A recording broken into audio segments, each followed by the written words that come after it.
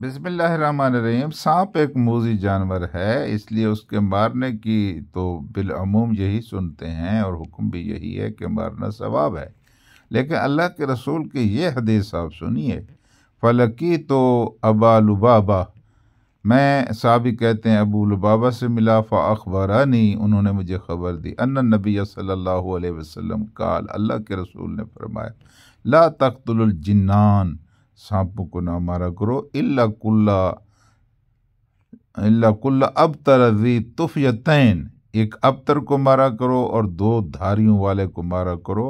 فإنہ یسقط الولد، اس لیے کہ حاملہ کا حمل گر جاتا ہے اور آنکھوں کی بینائی جاتی رہتی ہے، فقتلوہ، اسے قتل کر دیا کرو، یعنی جس کو یہ کاٹیں اس کا یہ اثر ہوتا ہے۔ لیکن حضور کریم صلی اللہ علیہ وآلہ وسلم کی ایک دوسری حدیث سیدہ عائشہ رضی اللہ تعالی عنہا سے مروی ہے، آپ نے فرمایا، خمس فواسق یقتلن فی الحل والحرم، 5 چیزیں ایسی ہیں جو اذیت دینے والی ہیں، وہ حرم میں بھی آپ کو ملیں یا حرم سے باہر ملیں تو ان کو مار دیا کرو، الحیہ، سانپ،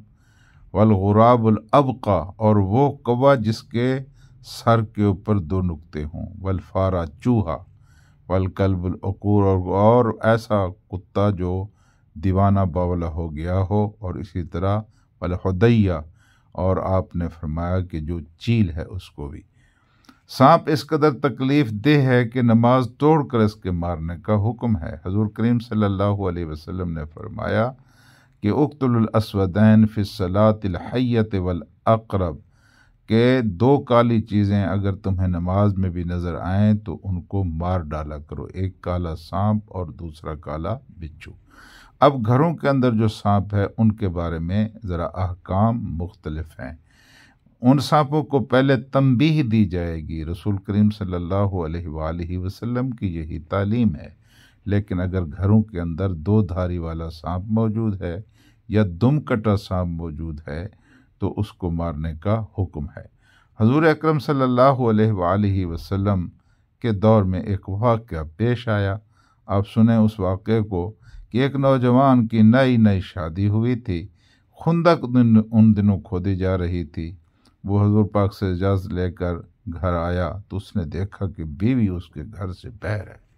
وہ فوراً غصے میں آ گیا، آگ بگولا ہو گیا۔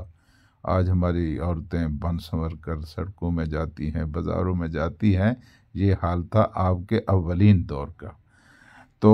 غصے میں جب بیوی نے دیکھا کہ شوہر بہت غصے میں ہے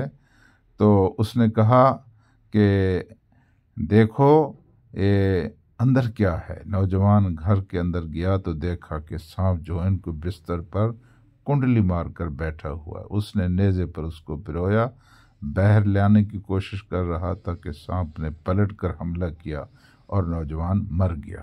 حضور کریم صلی اللہ علیہ وسلم نے فرمایا، ان بالمدینۃ جنن قد اسلموا، مدینے میں جن تھے وہ مسلمان ہو گئے۔ جب تم سانپوں کو دیکھو تو 3 دن تک ان کو خبردار کرو، اگر 3 دن کے بعد بھی نہ نکلیں تو ان کو مار ڈالو، وہ شیطان ہیں۔ علماء نے کہا ہے 3 مرتبہ اجازت کافی ہے، اگر وہ گھر سے نہ نکلے یا نکل کر دوبارہ آ جائے تو اس کو قتل کرنا جائز ہے، اس کو قتل کرنے کی اجازت ہے۔ البتہ 2 قسم کے سانپ جہاں کہیں بھی آپ کو ملیں ان کو مارنے کا حکم ہے۔ میرے عزیز دوستو، سانپوں کے بارے میں یہ ہدایت اس لیے ہے کہ یہ انسانوں کے دشمن ہیں، لیکن سچی بات یہ ہے کہ 2 دھاری والا سانپ ہو یا دم کٹا سانپ ہو، انہوں نے انسانوں کو اتنا نہیں کاٹا جتنا انسانوں کو انسانوں نے کاٹ لیا ہے۔ جو انسانوں کو اذیت دیتے ہیں، ان کے دکھ، ان کے سکھ اور ان کی ساری زندگی کے اوپر اثر زہر گھول دیتے ہیں، اللہ تعالی ہمیں ان سانپوں سے بھی محفوظ رکھے۔